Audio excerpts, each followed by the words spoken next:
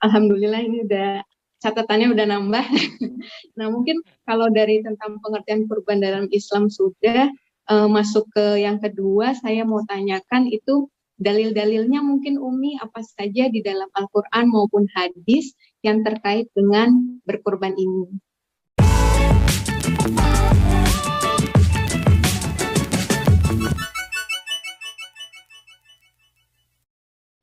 Shalom saudaraku, salam damai sejahtera di dalam kasih Kristus. Berjumpa lagi dengan saya, Didi Juli. Kita akan belajar berapologetika bersama-sama di channel ini.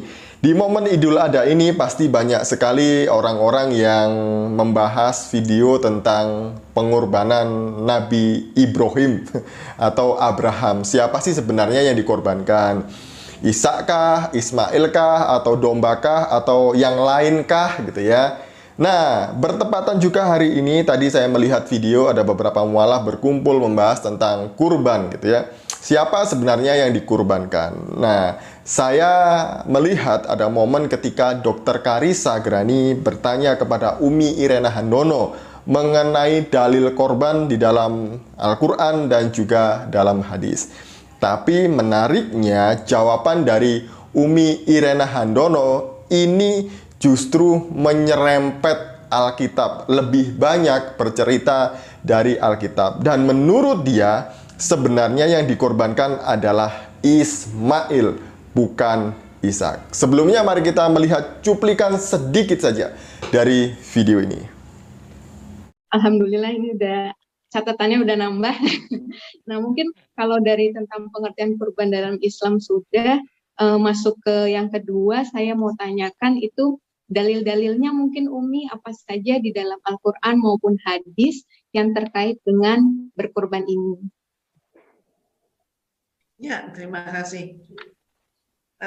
Insya Allah kalau kita meneliti dan membaca dengan seksama, antara lain di dalam surat Ibrahim.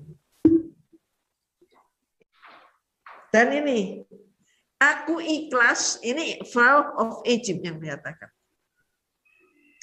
Aku ikhlas putriku, Pharaoh of Egypt, menjadi budak di negerimu daripada menjadi princess di negara yang lain. Yang ngomong adalah Pharaoh of Egypt. Berarti siapa yang memberi dia sebutan budak? Ayahnya. Karena kerendahan hatinya. Karena lapangnya dada. Jadi ayahnya tahu konsekuensi.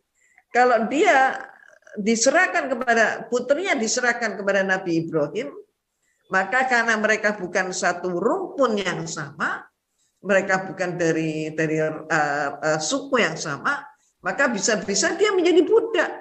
Dianggap seperti itu. Kedudukan kelasnya berbeda, bukan princess lagi. Tapi apa kata Pharaoh of Egypt? Aku ikhlas ya jadi budak di negerimu daripada menjadi princess di negara yang lain.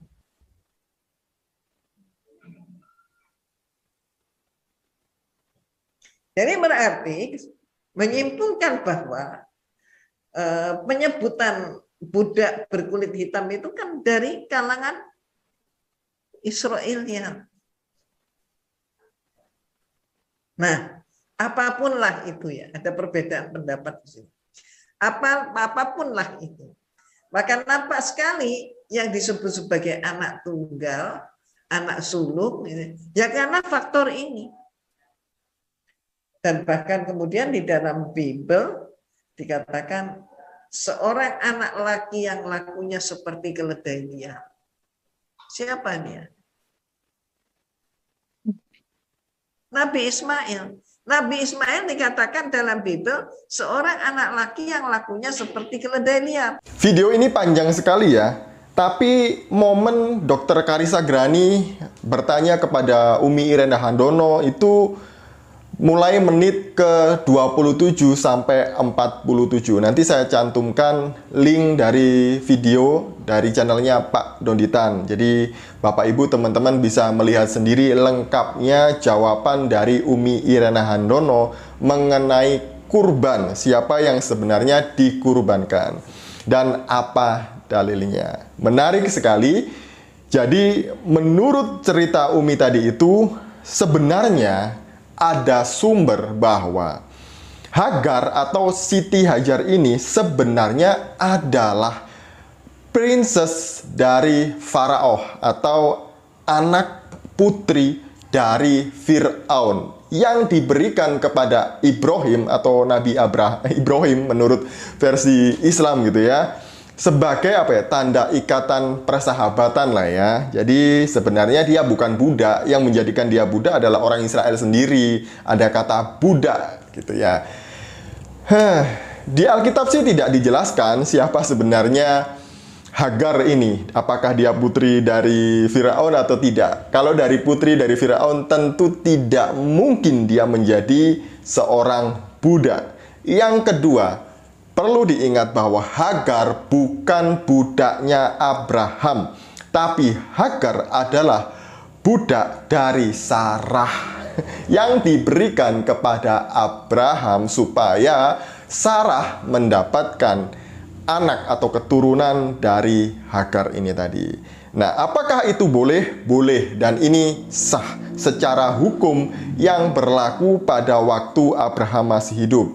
Kita bisa menemukan di dalam prasasti yang ditemukan dalam Undang-Undang Hukum Hammurabi. Di sana dijelaskan bahwa jikalau seorang nyonya tidak bisa mempunyai keturunan dari tuannya atau tidak bisa memberikan keturunan bagi tuannya, maka boleh mengambil budak perempuan untuk diberikan, ditiduri oleh tuannya, supaya nanti anak yang dari budaknya ini bisa menjadi anak dari nyonyanya. Jadi ini adalah hukum Hammurabi berbicara seperti itu.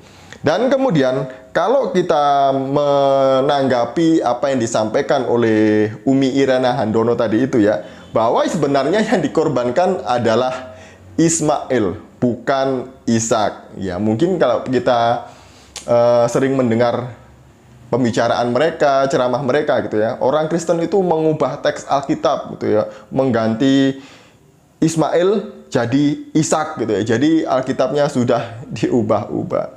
Mana ada gitu ya. Kitab suci orang Kristen itu masih sama, perjanjian lama maksudnya. Perjanjian lama itu masih sama dengan kitab sucinya orang Yahudi. Persis, bahkan titik komanya sama. Kalau orang Kristen mengubah-ubah isi perjanjian lama ini, tentu orang Yahudi juga akan marah. Bukan orang Islam yang marah, orang Yahudi dulu yang marah. Karena kitab sucinya diubah oleh orang Kristen. Nah, ini masih sama bunyinya sampai sekarang. Itu Umi ya. Nah, kalau kita melihat di dalam Kejadian 17 ayat 18 sampai 21, dan Abraham berkata kepada Allah, "Ah, sekiranya Ismail diperkenankan hidup di hadapanmu." Tetapi Allah berfirman, "Tidak, melainkan istrimu Sarahlah yang akan melahirkan anak laki-laki bagimu, dan engkau akan menamai dia Ishak. Dan aku akan mengadakan perjanjianku dengan dia menjadi perjanjian yang kekal untuk keturunannya. Tentang Ismail, aku telah mendengarkan permintaanmu, ia akan kuberkati, kubuat beranak cucu dan sangat banyak. Ia akan memperanakkan 12 raja, dan aku akan membuatnya menjadi bangsa yang besar.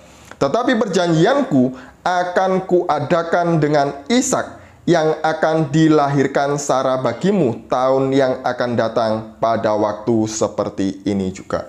Kejadian 17 ayat 18 sampai 21, Tuhan berfirman kepada Abraham bahwa yang menjadi anak perjanjian antara Allah dengan Abraham bukan Ismail, tapi Ishak. Kemudian kita ke pasal 21 ayat 8 sampai 12. Abraham mengusir Hagar dan Ismail. Bertambah besarlah anak itu dan ia disapih. Lalu Abraham mengadakan perjamuan besar pada hari Ishak disapih itu. Pada waktu itu Sarah melihat bahwa anak yang dilahirkan Hagar, perempuan Mesir itu bagi Abraham, sedang bermain dengan Ishak, anaknya sendiri. Sebentar, saya berhenti di sini dulu sebelum saya menjelaskan lebih lanjut.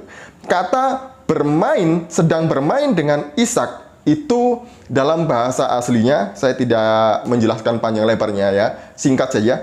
Dalam bahasa aslinya itu Ismail merendahkan, melecehkan, membuli, berbuat tidak senonoh kepada Ishak. Jadi Sarah marah dan menyuruh Abraham untuk mengusir Ismail dan ibunya. Jadi itu kenapa Ismail dan Hagar diusir.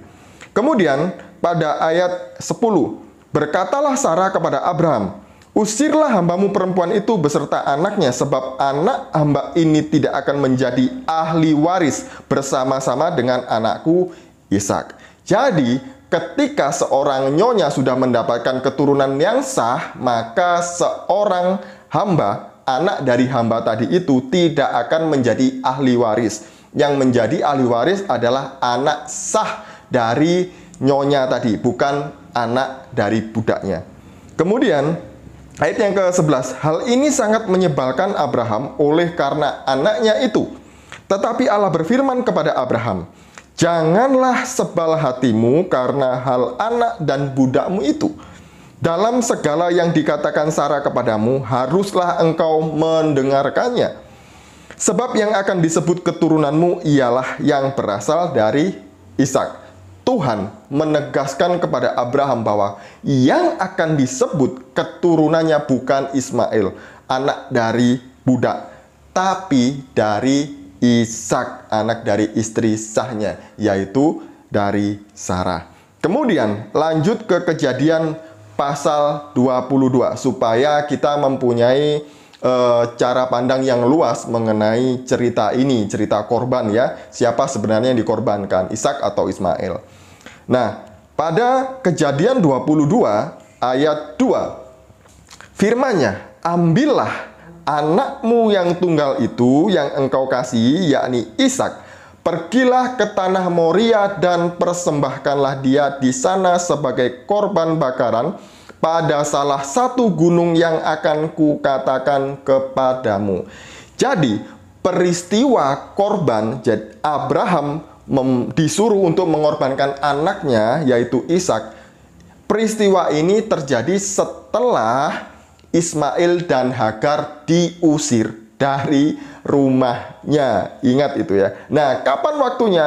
Itu kan berarti si Ishak masih kecil. Ya tidak begitu. Alkitab tidak menceritakan setiap hari bagaimana Abraham, Ishak, kemudian Sarah, kehidupannya tidak diceritakan per hari gitu ya. Tapi ini ya bersingkat-singkat per kejadian gitu ya. Tapi kalau menurut ayat ini, Ishak sudah besar. Apa tandanya? Ayat yang ke-6. Lalu Abraham mengambil kayu untuk korban bakaran itu dan memikulkannya ke atas bahu Ishak. Anaknya sedang di tangannya, di bawahnya api dan pisau. Demikianlah keduanya berjalan bersama-sama. Jadi Ishak sudah besar karena dia sudah bisa melakukan perjalanan jauh dan naik gunung dengan membawa kayu di bahunya. Itu tanda bahwa anak ini kemungkinan besar sudah remaja. Dan lanjut di Kejadian 22 ayat 9 dan 13. Sampailah mereka ke tempat yang dikatakan Allah kepadanya. Lalu Abraham mendirikan mezbah di situ. Disusunnyalah kayu, diikatnya siapa? Ishak, anaknya itu, dan diletakkannya di mezbah itu di atas kayu api. Jadi berdasarkan cerita ini Alkitab, yang mau dikorbankan oleh Abraham itu adalah Ishak, anak yang tunggal, bukan Ismail. Kemudian ayat yang ke-13, lalu Abraham menoleh dan melihat seekor domba jantan di belakangnya yang tanduknya tersangkut dalam belukar. Abraham mengambil domba itu lalu mengorbankannya sebagai korban bakaran pengganti anaknya. Tapi ketika Abraham mau menikam anaknya dengan pisau, malaikat Allah berseru kepadanya, jangan dikorbankan anakmu, jangan diapa-apain gitu ya. Tapi Tuhan menggantinya dengan seekor domba jantan yang tanduknya tersangkut di semak belukar. Jadi Alkitab mencatat dengan sangat jelas runtut, sangat terperinci kisah ini. Tidak mungkin yang mau dikorbankan oleh Abraham adalah Ismail. Karena Ismail bukan anak Abraham yang sah. Memang Ismail adalah anak Abraham, tapi itu dari budak. Ketika Sarah mendapatkan anak, maka hak waris, hak kesulungan itu gugur dari Ismail. Bagaimana dengan cerita di dalam Al-Quran?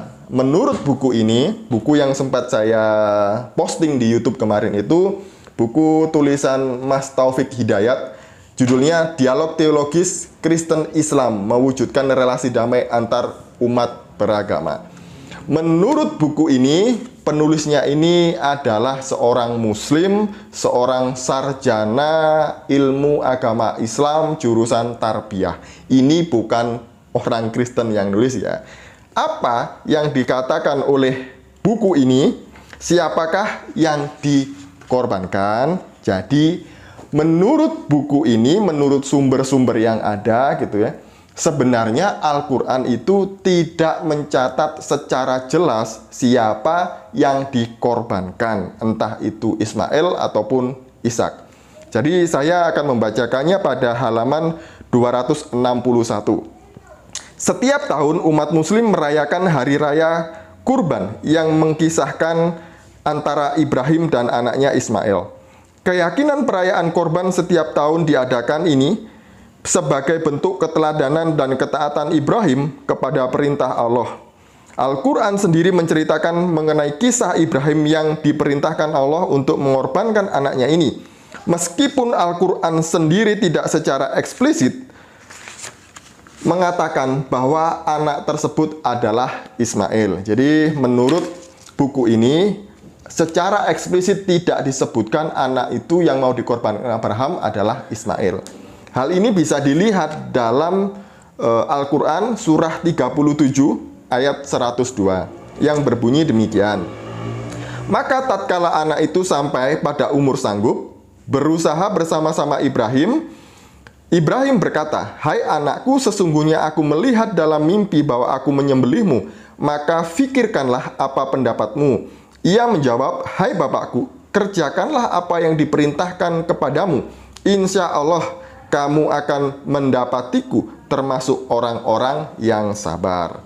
Dari keterangan ayat tersebut, memang secara eksplisit tidak disebutkan siapa nama anak yang akan dikorbankan Ibrahim. Tetapi dalam kalangan umat muslim secara umum anak tersebut diyakini adalah Ismail. Berikut ini beberapa tafsir mengenai surah 37 ayat 102 yang mengidentifikasikan anak tersebut ialah Ismail. Sebenarnya di dalam Islam sendiri ada dua versi ya. Ada yang mengatakan Ismail, ada yang mengatakan Ishak. Namun tafsir Quran awal banyak yang mengatakan yang akan dikorbankan oleh Abraham adalah Ishak, bukan Ismail. Termasuk At-Tabari sendiri, tafsir At-Tabari, tafsir yang sangat sahih gitu ya. Dia berpendapat bahwa yang akan dikorbankan oleh Ibrahim adalah Ishak, bukan Ismail. Ini juga ada di dalam buku ini. Saya akan membacakannya. Jadi saya akan membacakannya seperti ini ya. Para mufasir awal seperti Ismail Muqatil bin Sulaiman yang karya utuh tafsirannya sampai kepada kita sekarang secara tegas menyebutkan bahwa anak yang akan disembelih itu ialah Ishak. Bahkan hingga abad ke-10 atau ke-4 Hijriah, jumlah riwayat yang pro Ishak dan pro Ismail masih berimbang. Hal yang dapat dilihat dalam tafsir At-Tabari gitu ya, yang merekam beragam pendapat para ulama terdahulu. Dalam oknum opusnya, Jami al-Bayan fi Ta'wil Al-Quran, Tabari mencatat 17 riwayat yang mengidentifikasikan Ishak sebagai korban. Dari sekian riwayat tersebut, misalnya terdapat pernyataan para sahabat dan tabi'in yang menyebut al-sabih huwa Ishak, yang disembelih ialah Ishak. Pada sisi lain, Tabari menyebut ada 24 riwayat yang pro Ismail, termasuk pernyataan yang dinisbahkan pada Nabi Muhammad. Yang menarik ialah Tabari sendiri memilih pendapat yang mengakui Ishak sebagai korban. Jadi menurut buku ini, tafsir awal Al-Quran itu sebenarnya yang akan dikorbankan oleh Abraham adalah Ishak, bukan Ismail. Baru setelah itu muncul tafsir kemudian, yaitu yang dikorbankan adalah Ismail. Nah, sebenarnya mereka juga bingung apakah Ishak atau Ismail. Tapi yang pasti di dalam Alkitab itu diceritakan dengan sangat jelas. Yang akan dikorbankan adalah anak sah dari Abraham, yaitu Ishak. Tetapi tidak jadi dikorbankan. Yang dikorbankan adalah seekor domba. Sekian dari saya, semoga ini menjelaskan kepada kita semuanya tentang kebingungan-kebingungan itu dan memberkati kita semua. Salam, salam waras, Tuhan Yesus memberkati.